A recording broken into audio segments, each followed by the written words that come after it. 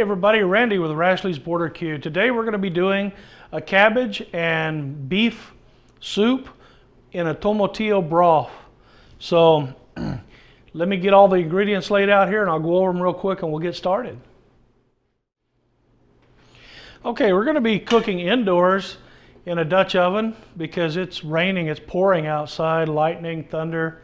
I plan to do this as an outdoor cook, but we're going to have to improvise on the fly. So the ingredients we're going to be dealing with are 1 pound of ground meat. We're going to use about 93% lean. Hopefully there won't be that much fat to drain out whenever we get ready to go from browning the meat to actually making the soup. We're going to salt and pepper to taste. We're going to be using a teaspoon each of smoked paprika, ground cumin, garlic powder, and oregano. These are crushed oregano leaves. We're going to use a little olive oil when we brown the meat. That's what the recipe calls for. Personally, I would just brown the meat, but well, we'll go by the recipe. We're going to have a small white onion, 3 cloves of garlic. We're going to use this pre-chopped garlic. It's chopped up pretty fine, and this stuff really makes it convenient. 1 red bell pepper, 2 Roma tomatoes, diced, 1 can of Anahiem peppers, but we're instead going to use 2 cans of chili verde, green peppers, green chilies, mild, not the hot ones. It's a 28-ounce can of tomatillos. We're going to put these in the blender and blend them up real good. And chicken broth calls for 8 cups of chicken broth, 4 cups of green cabbage diced. I don't think it'll take the whole head, so we'll dice up about 4 cups. And then it calls for 1 medium zucchini and a half a cup of long grain rice. So we'll put the rice and the squash in toward the end of the cook. Let me get ready to brown the meat and we'll get started. Okay, the first step is to brown off the meat. So we're going to take that pound of ground meat. I'm going to put just a little bit of olive oil on the bottom of the pan. Just enough to help it keep from sticking until the fats start to render out of the meat. We'll let that heat up and then we'll toss the meat in there. We're going to go ahead and put the ground meat in. Go ahead and get it kind of chopped up and browned off.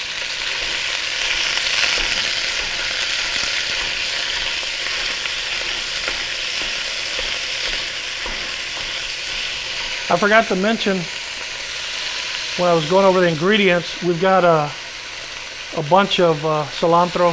That's going to be for garnish at the end, so it's not going to go in during the cook. Let me get the meat browned off. As the meat is browning, I'm going to go ahead and add all of our dry ingredients that we measured out previously. So let me get that going and then I'll be back. Okay, you can see the meat is starting to brown up a little bit. We're going to go ahead, before it gets too far, and go in with those dry spices. I believe that was a teaspoon of cumin, a teaspoon of smoked paprika, a teaspoon of ground oregano, and a teaspoon of something else.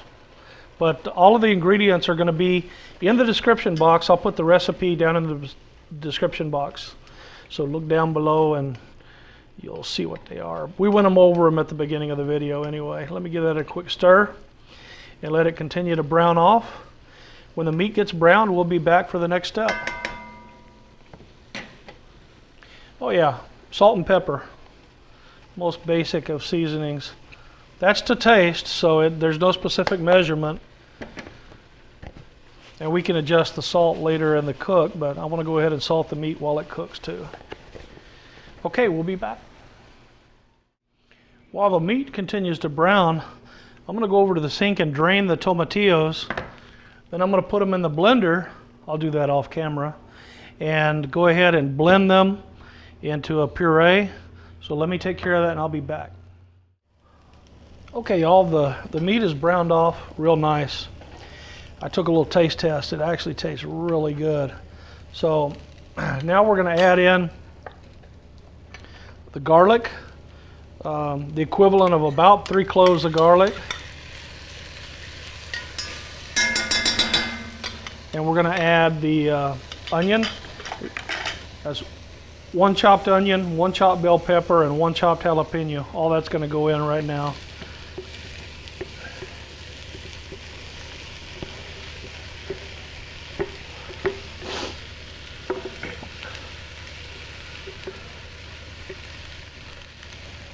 Let me just kind of sweat those vegetables off a little bit, mix them in, and I've already pureed the tomatillos in the blender, so they're ready to go in when it's time. Well, that's real pretty with that red bell pepper and all in there. There's what it looks like. So let me just let that sweat down a little bit and we'll be back. Before I go though, there's the blended tomatillos, a whole can. Blended up real well. It called for 8 cups of chicken broth. I've only got 6 cups, so I used 2 cups of water, and I put some Knorr's chicken bouillon, chicken bouillon powder in there. That'll make up the last 2 cups. So let me get this ready. We'll be back. While that's browning up, I don't know if everybody's used this, so I'll show you what we got. It's the Knorr's chicken flavored bouillon. And they call for about 1 teaspoon per cup of water. So I put 2 teaspoons in the 2 additional cups of water that I needed to make up the last of the chicken stock or the chicken bouillon. Okay, so we've sweated off the vegetables a little bit. The onions are kind of translucent. The bell pepper's beginning to soften up a little. It just says do it for a few minutes, so I'm going to say that's probably good enough. Then the recipe calls for adding all of the remaining ingredients except for the zucchini and the rice. So everything else in the recipe that we haven't already put in, we're going to put in right now, and it calls for the tomatillo first. I don't know that it makes any difference, but we're going to go ahead and put the tomatillo sauce in there. We'll rinse out the container with our Knorr's and water that we're using just to make up the remainder of our stock. There we go. Excuse me, I'm going to reach across in front of you again. I apologize. 1. By the time we finish, we should have the equivalent of 8 cups of chicken broth, chicken stock in there.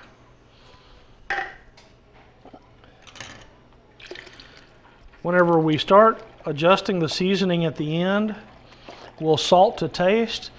That Knorr's chicken bouillon is pretty salty, so I'll just have to kind of play it by ear on the salt at the tail end of the cook. Wow, that's going to be pretty full. Let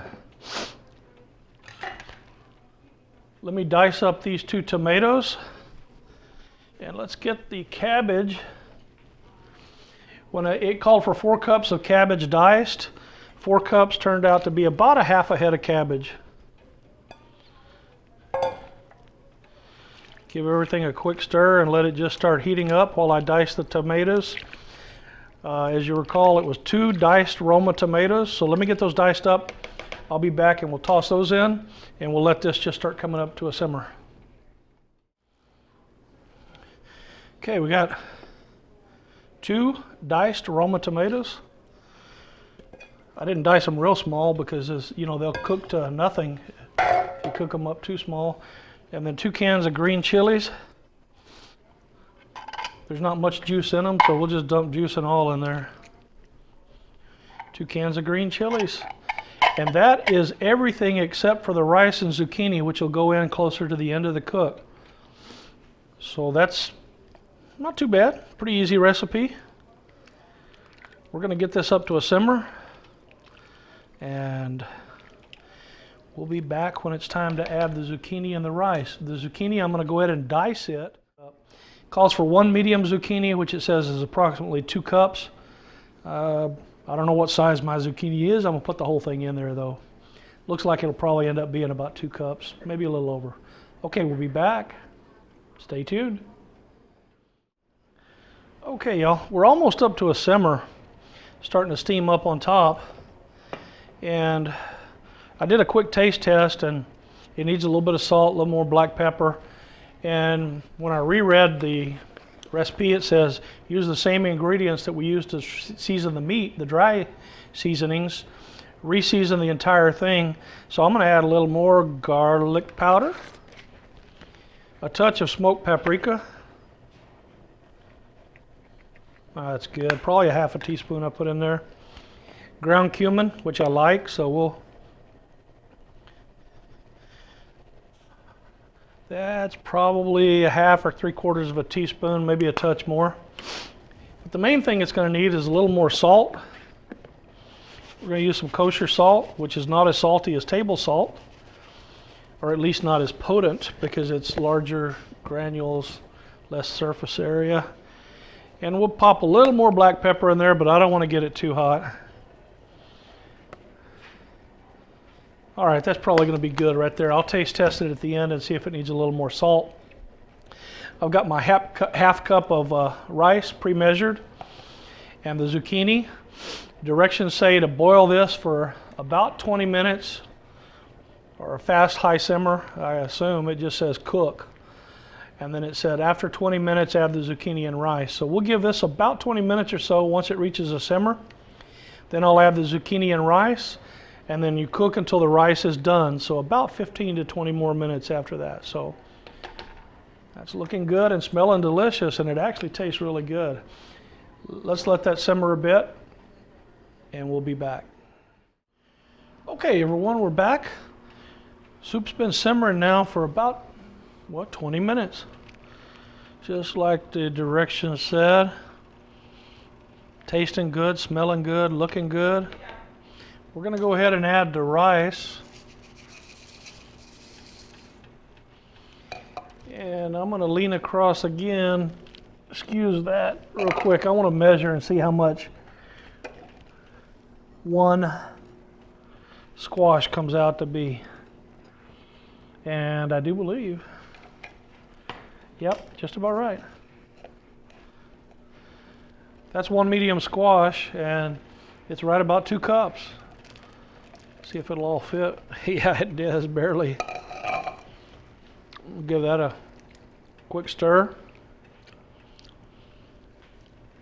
Make sure we got the rice mixed in pretty well. Kind of distribute it around through the soup. I'm going to go ahead and put the top on, I think, and let that rice cook for about 15-20 minutes, and then we're going to give it a taste test. So we'll be back when it's just about done. Okay, hey y'all, it's been 24 minutes since we put the rice in, and I just tasted it. The rice is done. You can see what we got there. Oh, that looks so good. Let's dish up a bowl of this.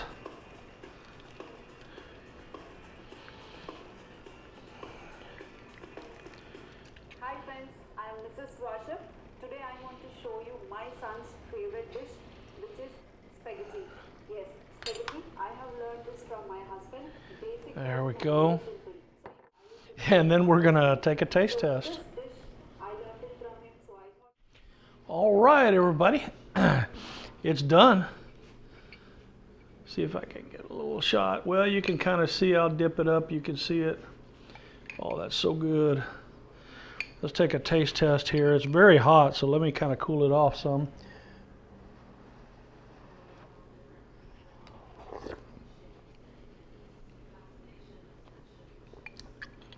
Oh man, that is so good. Kind of a tangy flavor from the tomatillos.